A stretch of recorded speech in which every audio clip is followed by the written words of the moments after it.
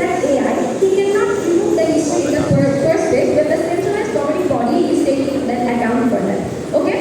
So understand that when I'm doing something in an AI platform, when I'll be logged into the AI system that the centralized governing system has centralized governing body has proposed in the first place, I simply cannot delete the history that what I've searched or what I have done in the past, so that it justifies that I'm not engaged into something unethical, I'm not engaged into something that will harm the larger community, and I'm not engaged into something that will jeopardize my creativity and take away my self in the community.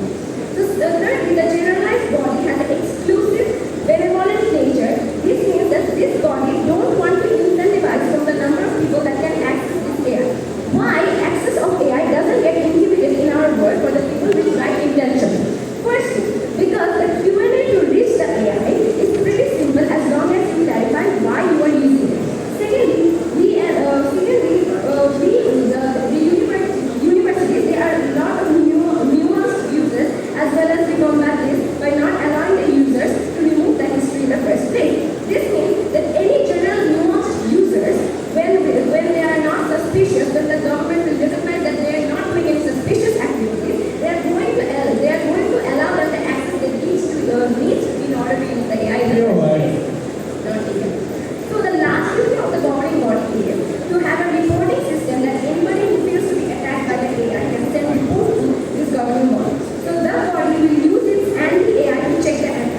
Lastly, the anti-tool will be free to download for everybody that the university can use to check if anybody abuses the AI or not. So if you found, for instance, the abuse of AI that can report it back to the governing body, this allows the governing body to check history, database, and find the user that abused, and thus the user will get banned from the community. So two arguments that we're going to provide you. Firstly, why the central governing body can control the users of AI, and secondly, why alternative is wrong, and why alternative is the worst scenario. The second argument is going to be explained by my second speaker. Okay. So the premise of this argument is that private companies care very less about what purpose their AI has been used for. So except some platforms like THBT, other locally available AI doesn't care about what users this AI for. Why is this problematic? 4 reasons. Firstly, people broadly use this AI to execute anything they want in the philosophical ground. Secondly, this is unfair as to why, because they use deep facts and other things which is unethical to promote in the first place. So thirdly, by emulating individuals like actors and fabricating them, which is very problematic. When government wants to emulate this AI, this can be cut down to a huge extent. With that being said, I can my speech very proud to report. Thank you.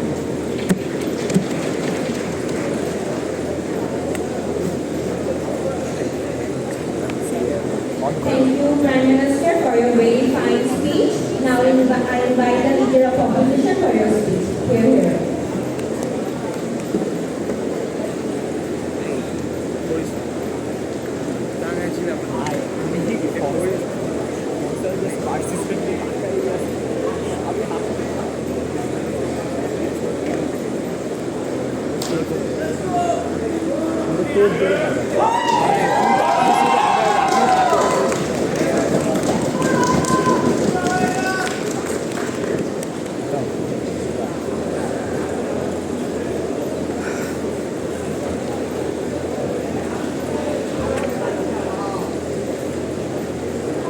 Am I audible?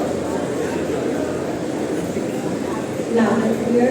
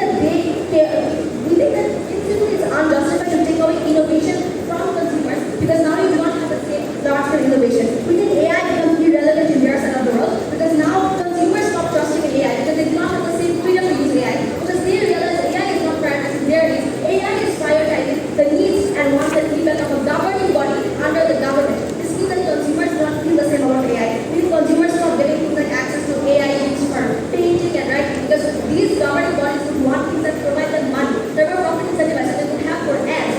User experience becomes worse off because they get money from advertising and they want to advertise. For all of those reasons, we're going to do why we're better. We're going to win this today. We're so proud to.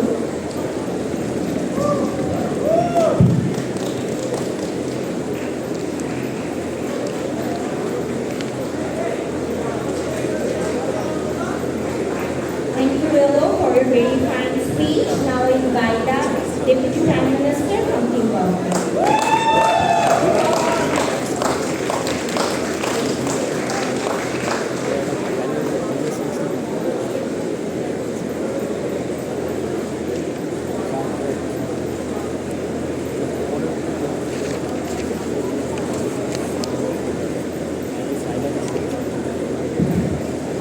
Am I audible? Final? Just give me 10 seconds.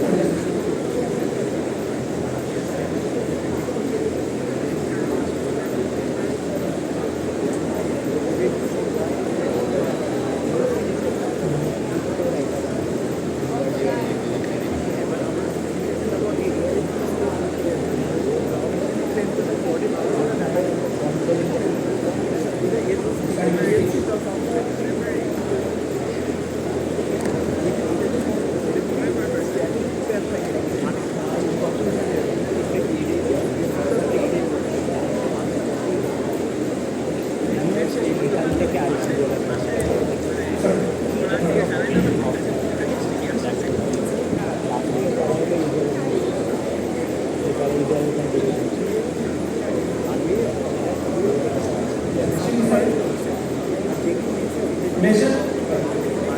Starting my speech in 3, 2, 1. Honorable Speaker, understand the framing that means this in this debate.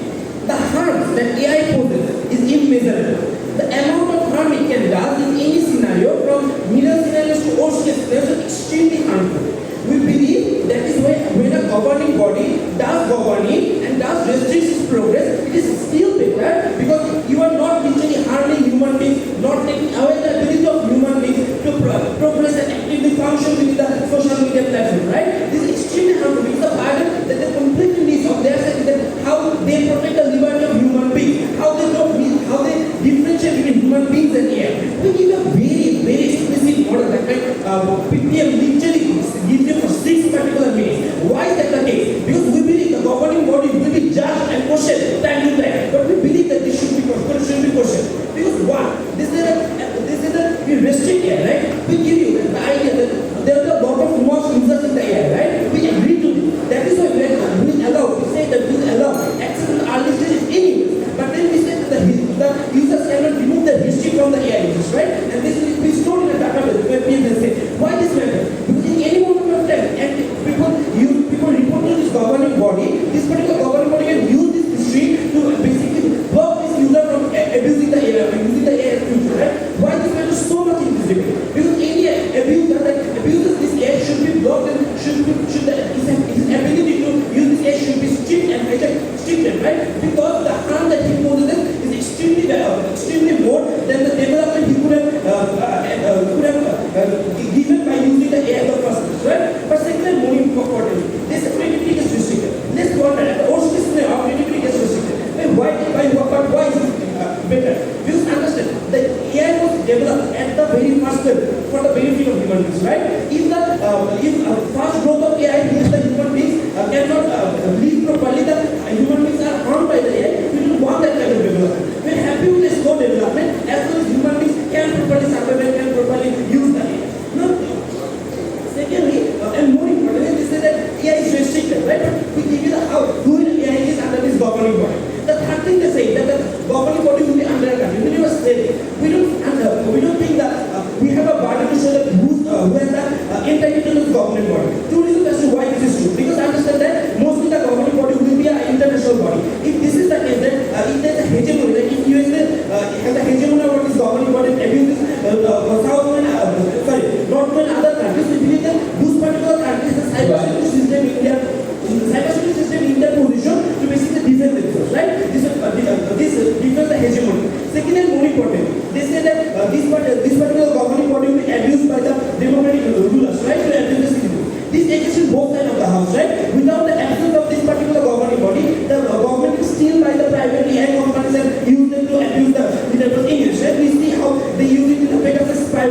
digital image. So understand that the idea of restriction and idea of development is there. We read this way because we simply feel that development only matters when this benefits human being for one, and secondly doesn't get restricted because we get a really fluid body, and then we also know that how countries cannot abuse it, because if countries can abuse in the worst case scenario, we know in their world it also exists, and they don't show how they are exposed. Now second and more important, they say that about the AI. We say that they say that how the governing bodies particular opinions and comments will matter more than individuals. Did I ever mention in a model that governing body will be giving their particular opinion? We never say the governing body will give their opinion, because we know this can be used against this particular AI development, right? We believe the AI development should solely focus on human beings, and hence we never say the governing body will give their opinions on the AI to anything. We say that as long as AI is abused, we want to restrict it, we want to stop the abuse, right?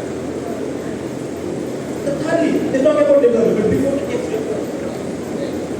When you talk about this governing body being an international body, understand that Somalia doesn't have the same amount of AI development that the USA does. Of course, they'll be getting against it. Doesn't matter. The governing body necessarily spend less users in Somalia and more users in US, because US has more users, right? Because the governing body international body knows how to allocate users anyway. Now, on to the idea of development, right?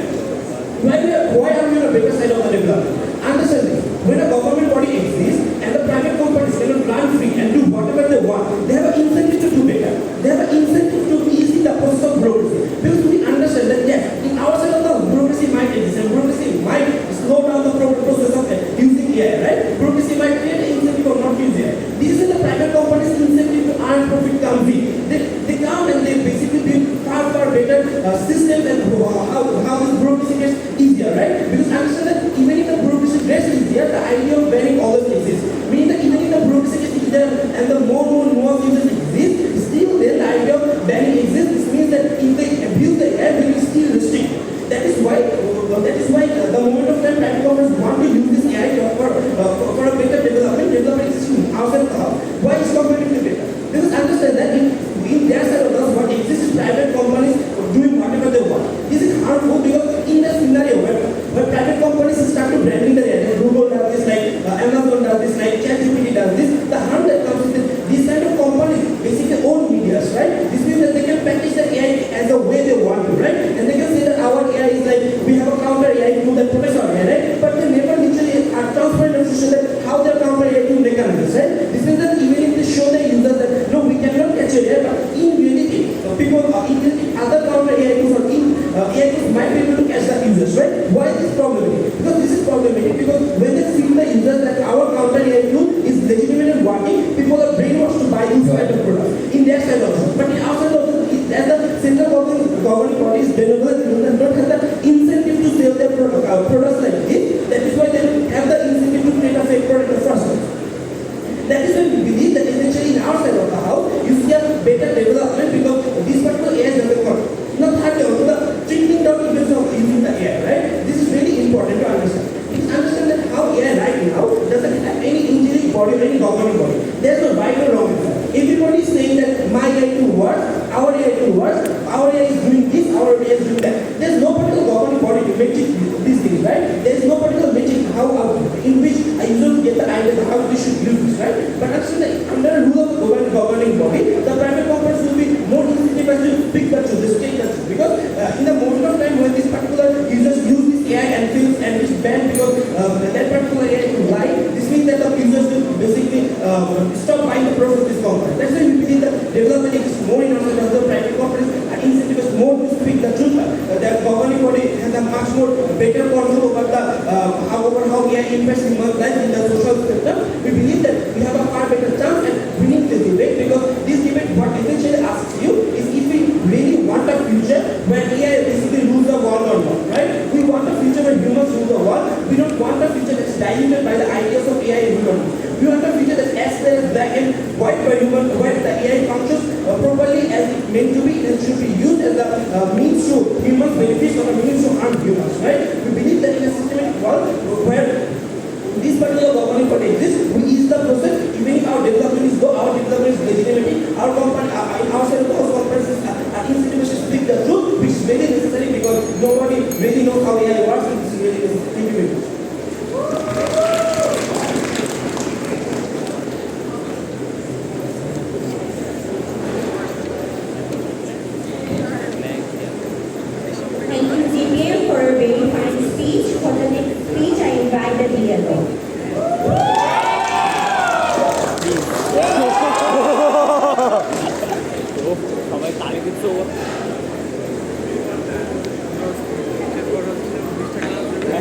miserable.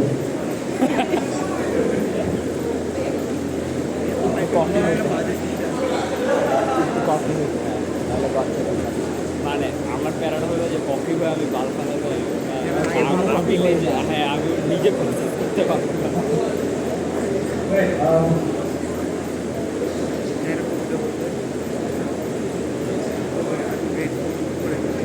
I'll start my speech here. Right.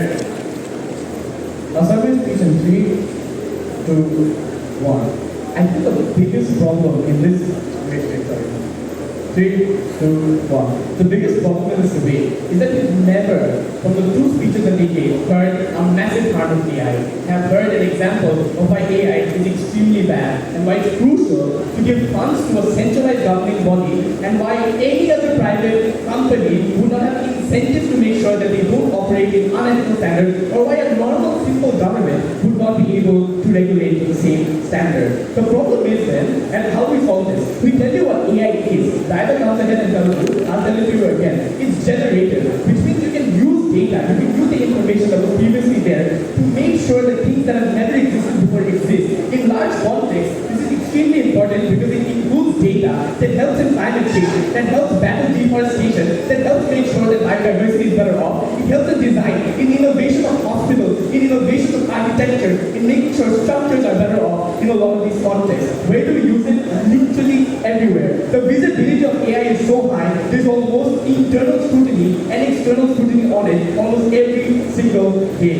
Why is this so important? This is important because of the efficacy that AI promises. Instead of supercomputers and 40-feet computers that take up rooms and hallways, we have a single thing on a piece of code or a laptop that we can use to produce the same amount of information in the same amount of time. It is extremely crucial in moments of crisis. The responses then, firstly, private companies are worse. No, they aren't. Here's what the scrutiny works for. Firstly, get scrutiny, given that if they make something bad, people will understand that they made something bad, and they will say, you made something bad. And at that point, they have an incentive to fix themselves. Secondly, there is massive competition given the ease of access to AI, and given the development and the massive development of AI. You have ChatGPT, you have BART, and several other of these things that exist at the same time. At one point, if anyone is unethical, you can collectivize and call that person out. You are unable to get away from it. Thirdly, there is no harm in just a government. If there is harms to democracy or sovereignty of a government, we don't understand why the unique change would have to be a central governing body, but the government could call them out for the same thing. Their burden is still unfulfilled. They haven't proven to us why that is so crucial.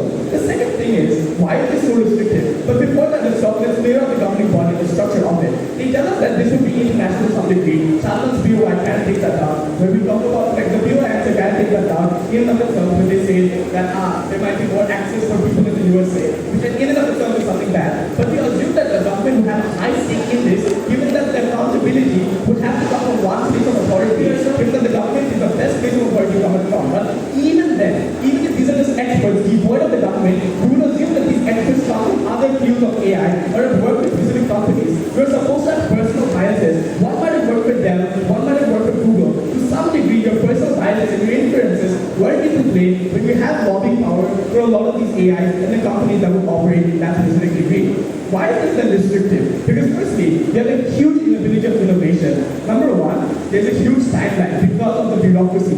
The bureaucratic process of having a central governing body means that there are certain checks that you have to make. So in times of crisis like the pandemic, where you need to figure out how to make stimulus checks as effective as possible, using generative AI as a government, you'll be unable to do so in the correct time. Secondly, there is restriction in creativity. You're not able to make sure that the structure you're making, the website you're designing, or the algorithm you're using in the best form possible. Thirdly, there's huge losses of data information. Because of all of these timelines, you won't have much of an incentive to make sure the information you get is the most valid, the most useful at that point. And at that point, you have a huge ineffective use of AI. Secondly, we tell you why lobbying would be problematic. We give it different corporations or different services on AI would have different amounts of capital. Given that is true, some people would be able to lobby for more access or more permits, given that they would want to develop that. And because of the biases that we talk about the central governing body having, means that you're able to lobby that. This is specifically works for these smaller companies because A, they lose the developers who go to these other places to the larger companies, so they don't end up surviving. But secondly, you lose a patent. But thirdly, it's just a loss of innovation. You lose a competition. There are easier access for monopolies being created in the AI industry, which again makes a lot of the things about ethics that they talk about much worse on their side. Lastly, just less AI means that there's less of an incentive for developers to exist. We literally just decrease the amount of AI given that people don't see this as a lucrative source of income anymore. Secondly, why is AI so much worse on their side? Firstly, like other tech, AI is self-correcting. Given that we had a PC in 1992, but right now we have a laptop that Basmah was judging it, means that the change in innovation only happened because of the flaws that existed before. Technology has always been innovative. Technology has been self-correcting. The problems that we've had with technology previously are problems that we don't have anymore. And the problems we have today are the problems we won't have tomorrow. Unless we have innovation, we're unable to tackle the problems that AI has. We stay stuck at the point in time in which it is. But secondly, AI knows less of government. Sure, I think the inability of a lot of development would mean that you're unable to do a lot of bad things. But at the same time, because you're unable to develop and you have less information, given that there isn't much development, you're unable to do good things as well, right? Like ChatGPT, and I learned this the hard way, will not convince me that 2 plus 2 is 5. It keeps saying no. The problem is on their side, with less development, ChatGPT might say 2 plus 2 is 5. Given that they don't have access to information, given that development hasn't happened, and given that a lot of these things don't exist. In the worst case, we say that sure, social media has deep fakes, given that that's the worst harm that they mentioned, right? But you can just regulate that by a user saying this is probably fake. We don't understand as to why a specific governing body making sure that taxpayer money is being used for it is essential to the development of why this AI is crucial and why making sure that it's regulated is important. Before I move forward, sure. Why do you think that there's exclusivity in your that people suddenly think that Because again, like I've said everything, they have competition, they have visibility, people from them.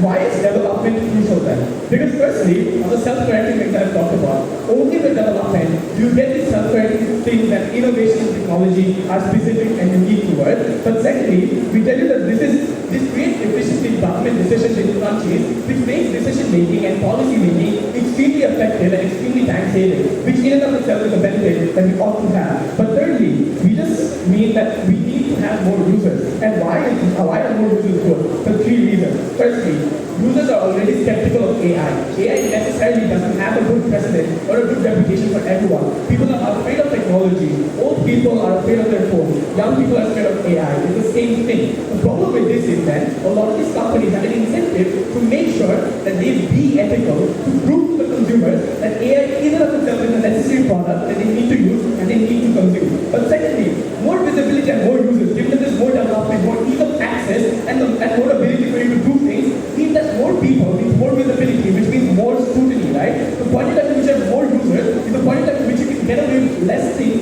given that more people use your platform. Thirdly, you can't keep innovation a secret. A lot of the development on their side, which you probably won't be able to can hide it, will not more people at our side, given that you have more users, given the fact that you have more innovation and development of the software. Why do we then win this debate? Because firstly, we proved to you why AI is crucial, and by developing it and innovating it is extremely important. But even in our worst case, in which AI has its harms, the necessary growth and the necessary benefits that it brings about are extremely important and sometimes way more crucial than whatever that's like. For these reasons, extremely proud of this.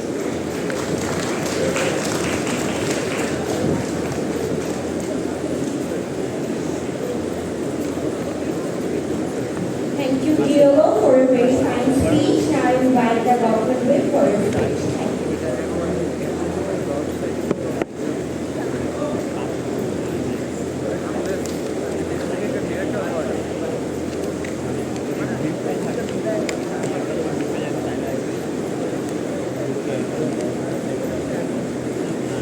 Am I audible? So, starting my speech in 3, 2, 1. I'll start with a quick rebuttal, right? Let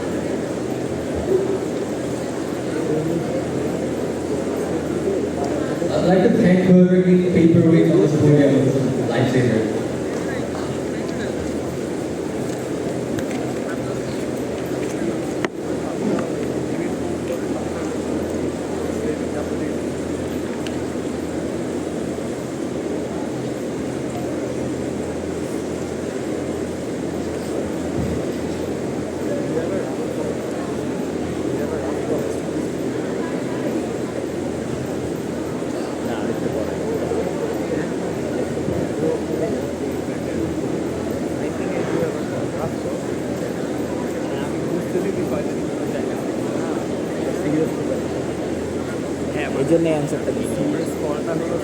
Right, start off then in 5, 4, 3, 2, 1. For some reason, every single speaker from side government thinks that the government of USA is harder to control than ChatGPT. I'll give you 4 structural reasons as to why controlling a private corporation is way easier than controlling a government or a government body. Firstly, you can just not buy into their service as a customer if you think that you're against their product. If you think that this private company is doing something that you're against, then you can decide not to support them by giving them your valuable time or giving them your financial profit, financial incentive. Secondly, if you want the media, their entire characterization is, the media is going to look into this, so the private companies are going to be worse off. You don't understand how this incentive mechanization works from the way, because firstly, if the media is looking into these private companies, it's all the more reason for these private companies to make and keep a squeaky clean image so that they can show everyone that, look, my company is the best, I need the most shares, I'm the one who will be getting the most amount of profits. Thirdly, competition from other companies always exists. For every ChatGPT, there is going to be 2 more generative AI that is going to actually combat this AI and give it competition, which means that you want to give the greatest amount of service to the people, which means that you again want to keep your image clean and you want to keep the best service possible for the people. Fourthly, all the users can also hold you accountable to a great degree. If they see that your platform is not giving you the service that they want, then they can just decide that they don't want to use your platform anymore. They can go into any other corporation that do exist. Okay, as we have shown you why holding companies accountable is going to be way easier than holding any sort of governing bodies accountable, we have taken away a crux of their case. But the point in which we lose this debate is when, through all the 3 speakers, we still do not know what this governing body looks like, and we still do not know what this governing body does. First of all, these governing bodies are going to, if they talk about experts, these governing bodies are going to look like maybe people from HP, maybe people from Dell, people from Apple, who are researching, who are actually looking into what this AI looks like, who have some sort of expertise, but the expertise comes at the cost of them being a part of the company, or the expertise comes at the cost of them having some sort of biases in the people they have worked with in the past. What does this mean? They're way more privy to things such as lobbying, they're way more privy to things such as bribery, and if the actual idea of their entire governing body is that, look, 50 people are going to sit and they're going to vote on every single advancement that is made on AI, it is likely that people from HP, people from Dell, people from Apple, they will all try to lobby each other and create an absolute bureaucratic mess in their very best case, and in their very worst case, it looks like an actual decision not being able to be passed at all, so whatever this governing body is trying to control does not exist. We click this, and on the way, we show you why, on our side of the world, user checks and balances already exist. The very deepfake that they talk about, look, you're going to create deepfakes, there are multiple deepfakes on your side of the world. This is the biggest harm that they can talk about. Let's get through this and show you why this is not likely to exist, right? If I were, for example, to create a deepfake of Ahmad being a very buff man, if I were to then show this to everyone, and everyone is not able to tell that it is not a deepfake, in the status quo, their technology is being developed to the extent in which that we can tell that it is a deepfake. This will not exist on their side of the world, because the governing bodies are likely to not think that this is something that is much important. They're more likely to think that there are preconceived biases as to how this AI should be controlled and how this AI should be developed and more likely to exist, right? Secondarily, on the idea that comes from Numa that, look, there is going to be what are you talking about regarding development not existing? Development will exist, development always exists, right? From the very first minute of Raja's speech, you get the idea that AI is extremely hard to control, which means that you have to have very, very, very strict measures to actually ensure that you are actually controlling all of these sorts of AI. You can't pick and choose to not make deepfakes, because deepfakes come from image generation, and if you want to control image generation, you have to stop DALI as a whole, you have to stop big image generation. At that point in time, you're absolutely inhibiting the creativity that they talk about on their side of the world. But moreover, every single time there is a misstep from AI, when the new deepfake arm comes from their side of the world, they'll have to hinder, at their very best case, hinder development, at their very worst case, absolutely stop development of that sort of AI. We have already shown you from our entire case why the development of AI is very, very, very important, but I'll illustrate this to you further and show you some sort of way as to why it's way better off on our side of the world of every single case. Firstly, what are the kind of things that AI is used for?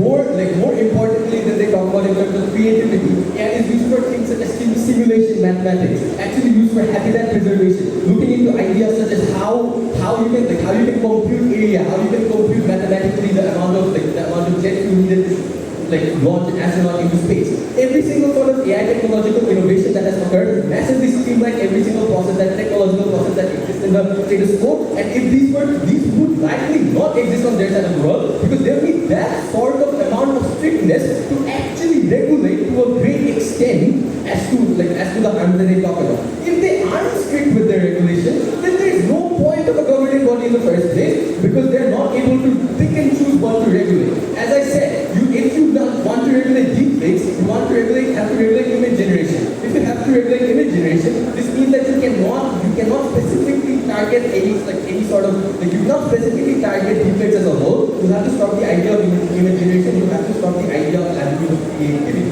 What are the harms of this on their side of the world? Ideas such as using AI for habitat preservation would cease to exist. The park and project in San Francisco would not exist anymore because the municipal government maybe decided that AI is bad. This sort of things are great, massive impact that will exist on their side of the world, which they have yet not defended because we do not know what these governing bodies look like. I've given you the example of they just talk that there will be experts in the field in these governing bodies, but we don't exactly know what these experts are, where are they from, whatever, blah blah blah. But let's look at the three sorts of experts that they might be. Firstly, they could be experts in the field who have had associations with the entanglements with a different company. I've already shown you how I'm regarding these biases. Secondly, it could be experts that are entangled with the government.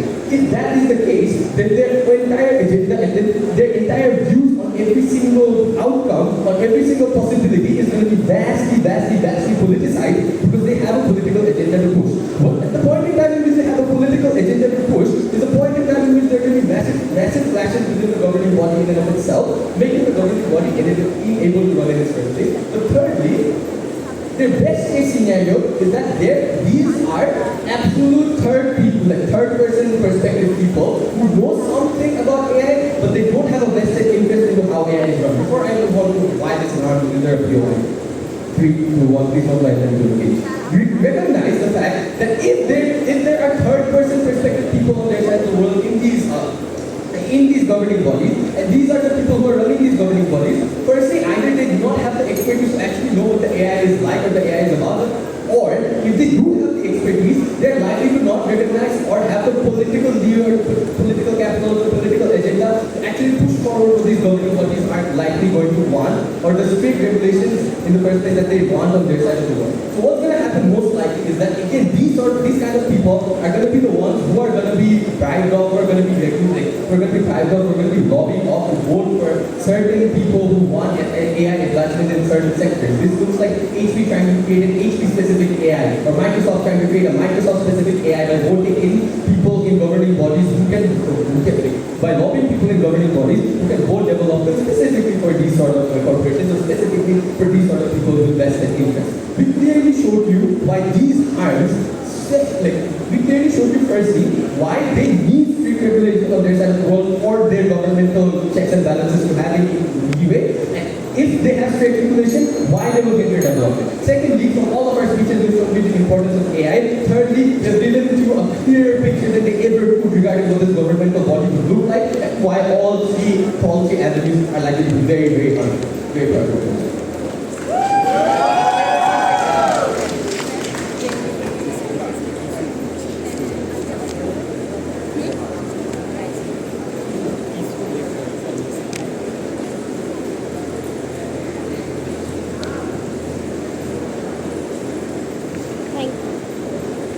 Thank you, Opposition Whip, for a very fine speech. Now I invite the Opposition Reply Speaker for a speech. Right, starting my speech in 3, 2, 1. I just want to know, the writer started his speech by talking about how hard it is to regulate AI. We told you because AI is so fast out. We told you because AI is generated, so new information and we get exposed almost every day.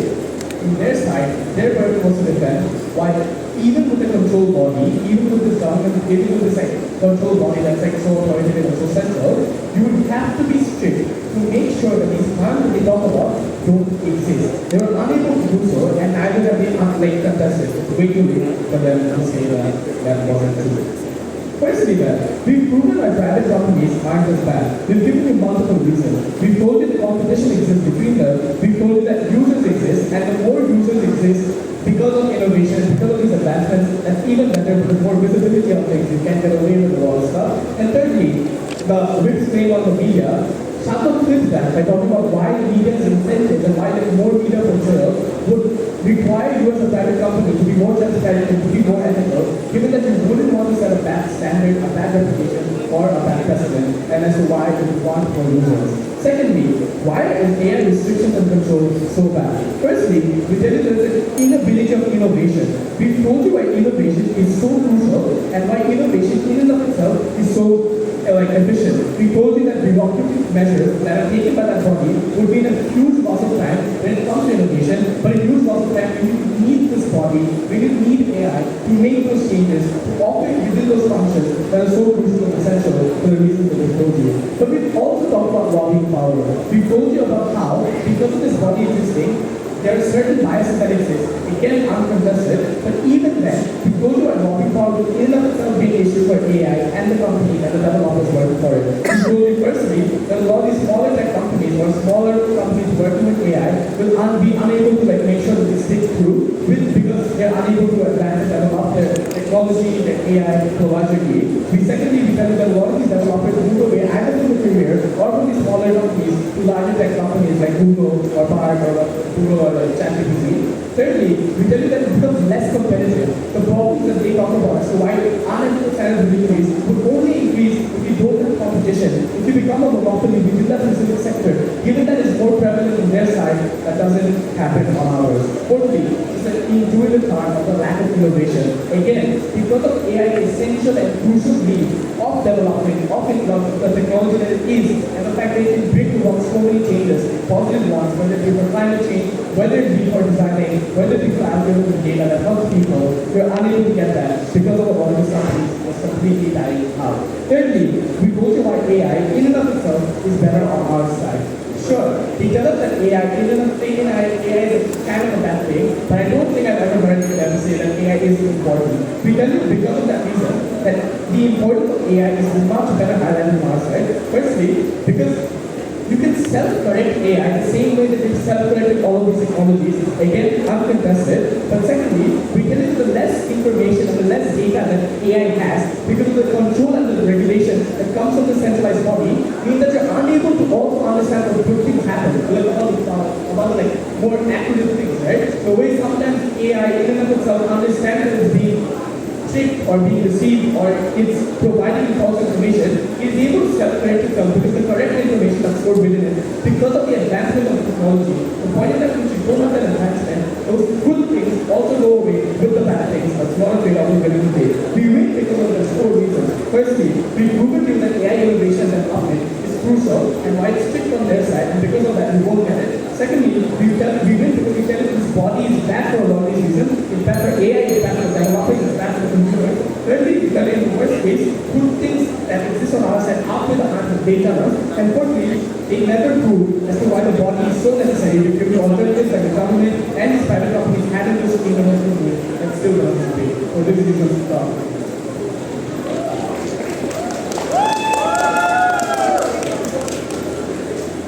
Thank you for a very fine speech. And with that, I invite the last speaker for the